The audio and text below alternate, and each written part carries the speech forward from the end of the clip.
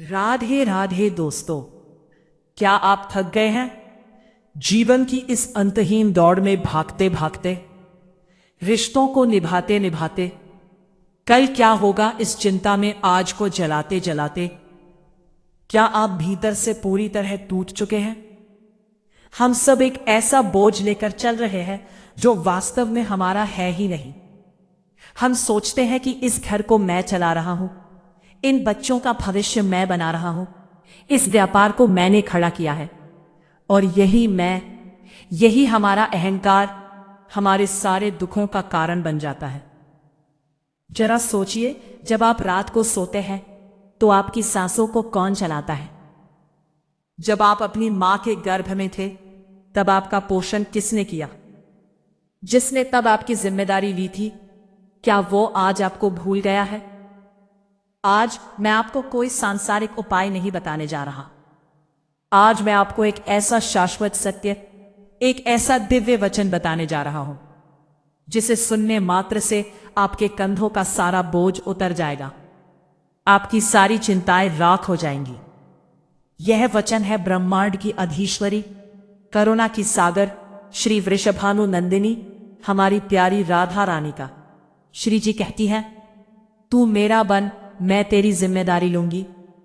आज के इस वीडियो में हम जानेंगे कि राधा रानी के इस छोटे से वचन में कितना बड़ा रहस्य छिपा है, उनका बनने का असली अर्थ क्या है, और जब श्री जी किसी की जिम्मेदारी लेती हैं तो उसका जीवन कैसे पूरी तरह से बदल जाता है। वीडियो के अंत तक जुड़े रहें, क्योंकि आज आपके जीवन की हर चिंता का अंत होने वाला है। राधा रानी की यह शर्त बहुत छोटी सी है, तू मेरा बन, लेकिन इसका अर्थ क्या है? क्या उनका बनने के लिए हमें अपना घर परिवार छोड़ना पड़ेगा? क्या हमें जंगल या पहाड़ों में जाकर सन्यासी बनना होगा? नहीं, बिल्कुल नहीं। सनातन धर्म और भक्ति मार्ग हमें संसार से भागना नहीं सिखाता, बल्कि संसार में रहते हुए भी कमल के फूल की तरह निर्लेप रहना सिखाता है।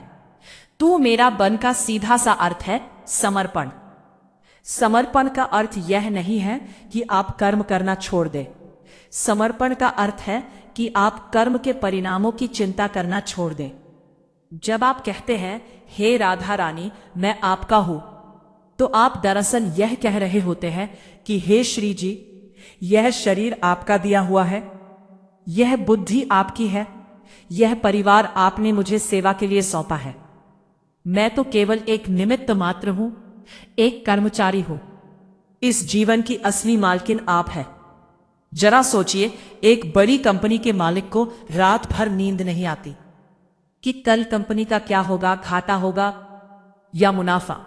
लेकिन उसी कंपनी में काम करने वाला एक साधारण कर्मचारी रात को चैन की नींद सोता है, क्योंकि उसे पता है कि मेरी जिम्मेदारी सिर्फ ईमानदारी से अपना काम करना है। कंपनी के नफे नुकसान की जिम्मेदारी मालिक की है। राधा रानी यही तो कह रही है, तुम इस संसार के मालिक मत बनो, तुम सिर्फ मेरे सेवक बन जाओ। तुम अपने कर्तव्य पूरी ईमानदारी से निभाओ, एक अच्छे पिता बनो, एक अच्छी मां बनो, एक अच्छे पुत्र या व्यापारी बनो, लेकिन मन में यह भाव रखो कि मैं यह सब श्री जी की प्रसन्नता के लिए कर रहा हूं।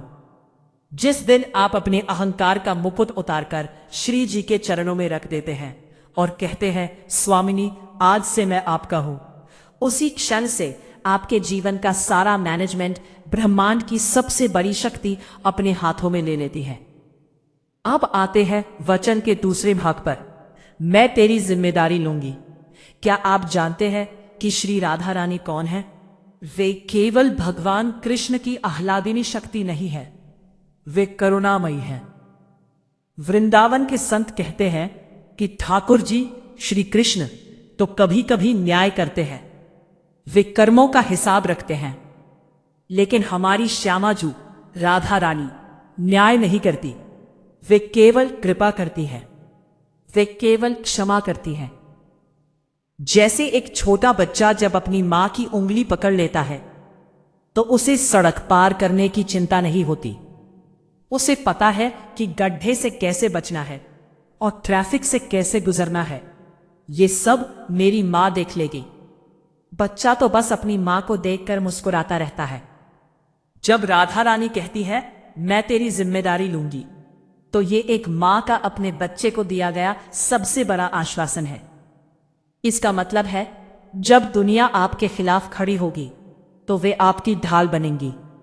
जब आप आर्थिक तंगी से गुजर रहे होंगे तो वे अदृश्य रूप से आपके लिए मार्ग खोलेंगी। जब आपके अपने आप का साथ छोड़ देंगे तब वृंदावन की वह महारानी आपका हाथ पकड़कर आपको हर तूफान से बाहर निकाल लाएंगी। राधा रानी की जिम्मेदारी लेने का मतलब ये नहीं है कि आपके जीवन में कभी कोई परेशानी या दुख नहीं आएगा।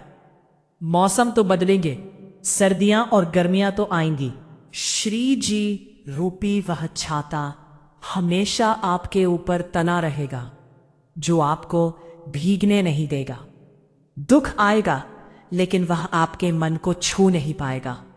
आप हर परिस्थिति में मुस्कुराते रहेंगे, क्योंकि भीतर एक गहरी शांति होगी कि मेरी डोर मेरी श्यामा जू के हाथों में है। इस बात को गहराई से समझने के लिए आइए ब्रज की एक अत्यंत सुंदर और हृदय स्पर्शी कथा सुनते हैं।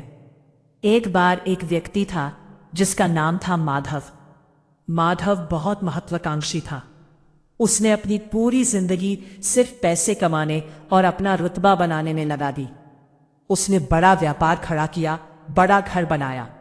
उसे लगता था कि मैंने यह सब अपनी मेहनत और बुद्धि से किया है। लेकिन समय का चक्र घूमा, व्यापार में बहुत बड़ा घाटा हुआ। जिन रिश्तेदारों और मित्रों को वह अपना समझता था, सब ने मुंह मोड़ लिया।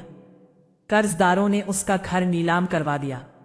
कल तक जो माधव शहर का सबसे अमीर आदमी था, आज सड़क पर आ गया। निराशा और अवसाद ने उसे इस कदर घेर लिया कि उसने अपना जीवन समाप्त करने का फैसला कर लिया। रात का समय था। माधव जीवन लीला समाप्त करने के लिए यमुना किनारे गया। तभी पीछे से एक वृद्ध संत ने उसके कंधे पर हाथ रखा। संत के चेहरे पर गजब का तेज और शांति थी। संत ने पूछा, बेटा, ऐसा क्या छिन गया जो तू यह अमूल्य मानव जन्म नष्ट करने जा रहा है? माधव रोते हुए बोला, महाराज, मेरा सब कुछ लुट गया। मेरी सारी मेहनत, मेरी इज्जत, मेरा घर, कुछ नहीं बचा। मैं अब ये जिम्मेदारी नहीं उठा सकता। संत मुस्कुराए और बोले, यही तो तेरी सबसे बड़ी भूल थी पगले। तूने उन चीजों को अपना मान लिया जो तेरी थी ही नहीं। तूने खुद को कर्ता मान लिया। सुन, तूने अपनी जिम्मेदारी उठाकर देख ली ना, हार गया ना। अब एक काम कर, अपनी सारी चिंताएं, अपना सारा दुख, अपना भविष्य बरसाने वाली राधा रानी के चरणों में डाल दे और कह दे कि हे विश्वभानु नंदिनी, मैं हार गया हूं। आज से मैं आपका हूं। अब आप जानो और मेरा जीवन जाने। आज से माधव आपका है। तू मेरी बन या ना बन, पर आज से मैं तेरा हूं। कहते हैं जब समर्पण सच्चा होता है तो परमात्मा को भी सिंहासन से उतरकर आना पड़ता है। अगले ही दिन से माधव के जीवन में शांति छा गई। उसने एक छोटी सी नौकरी से फिर शुरुआत की, लेकिन इस बार उसने खुद को मालिक नहीं माना। वो जो भी कमाता पहले मानसिक रूप से राधा रानी को अर्पण करता। उसे जो भी सुख दुख मिलता वो उसे श्री जी का प्रसाद मानकर स्वीकार करता। देखते ही देखते कुछ ही वर्षों में राधा रानी की कृपा से माधव का व्यापार फिर से खड़ा हो गया। लेकिन इस बार जब लोग उसकी तारीफ करते तो वो मुस्कुराकर कहता, मैं तो सिर्फ नौकर हूं, मालकिन तो बरसाने में बैठी है। ये कथा हमें बताती है जब हम मैं और मेरा छोड़ देते हैं तो वो और उनकी कृपा हमारे जीवन में प्रवेश करती है। अब सबसे बड़ा सवाल ये उठता है कि आज के इस आधुनिक युग में जहां हमें नौकरी करनी है, परिवार पालना है, ईएमआई भरनी है, वहां हम राधा रानी के इस वचन को अपने जीवन में कैसे उतारें? हम कैसे पूर्ण रूप से उनके बने ताकि वे हमारी जिम्मेदारी लें? इसके लिए आपको केवल 3 छोटे छोटे संकल्प लेने हैं। एक, दिन की शुरुआत राधा नाम से करें। जब आप सुबह उठे तो जमीन पर पैर रखने से पहले अपने दोनों हाथों को जोड़े और कहे राधा राधा। अपने मन में कहे, हे श्री जी, यह नया दिन आपने मुझे दिया है। आज मैं जो भी काम करूंगा वो आपकी सेवा समझकर करूंगा। आज के दिन की डोर आपके हाथ में है। ये छोटा सा भाव आपके पूरे दिन को सकारात्मक ऊर्जा से भर देगा।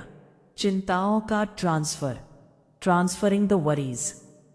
जब भी आपको किसी बात की बहुत ज्यादा चिंता सताने लगे, चाहे वो बच्चों की पढ़ाई हो, बेटी की शादी हो या व्यापार का कोई संकट हो, तो एक गहरी सांस लें, अपनी आंखें बंद करें और मानसिक रूप से उस चिंता का एक पुलिंदा बंडल बनाएं और उसे ले जाकर राधा रानी के चरणों में रख दें। उनसे कहें, श्री जी, यह मेरी समझ से बाहर है। अब यह मेरी नहीं, आपकी समस्या है। आप जो भी रास्ता निकालेंगी मुझे मंजूर होगा। विश्वास मानिए, जिस पल आप ये करेंगे आपके सीने से एक बहुत भारी बोझ उतर जाएगा, क्योंकि अब जिम्मेदारी उस परम शक्ति की है। कर्म में पूरी ईमानदारी, ऑनेस्टी इन एक्शन। समर्पण का मतलब आलस्य नहीं है। अगर राधा रानी ने आपको डॉक्टर, इंजीनियर, व्यापारी या एक गृहिणी बनाया है तो अपना काम पूरी निष्ठा से करें। यह सोचकर करें कि मैं ये काम श्री जी को खुश करने के लिए कर रहा हूं। जब आपके काम में यह पवित्र भाव जुड़ जाएगा तो आपका साधारण काम भी पूजा बन जाएगा। मेरे दोस्त, जीवन बहुत छोटा है। इसे चिंताओं, तनाव और डर में जीकर बर्बाद मत करो। आप अकेले नहीं हैं। इस ब्रह्मांड को चलाने वाली शक्ति आपको अपने बच्चे की तरह प्यार करती है। वे दोनों बाहें फैलाकर आपका इंतजार कर रही हैं। वे बस ये चाहती है कि आप अपने इस झूठे अहंकार को छोड़कर एक बार उनकी शरण में आए। एक बार उन्हें पुकार कर तो देखिए, एक बार रोकर उनसे कहकर तो देखिए, राधे, मैं आपका हूं। वे आपकी हर जिम्मेदारी लेंगी। वे आपके बिगड़े हुए काम बनाएंगी। वे आपके रूठे हुए अपनों को मनाएंगी और अंत में वे आपको इस भवसागर से पार लगाकर अपने श्री चरणों में स्थान देंगी। आज से, अभी से, इसी पल से अपनी सारी चिंताएं श्री जी पर छोड़ दें और एक स्वतंत्र, आनंदमय जीवन की शुरुआत करें। अगर इस वीडियो ने आपके हृदय को छुआ है और आपके मन का बोझ थोड़ा भी हल्का किया है तो कमेंट बॉक्स में पूरे भाव से जय श्री राधे या राधा राधा जरूर लिखें। ये आपकी तरफ से राधा रानी को एक छोटी सी हाजिरी होगी।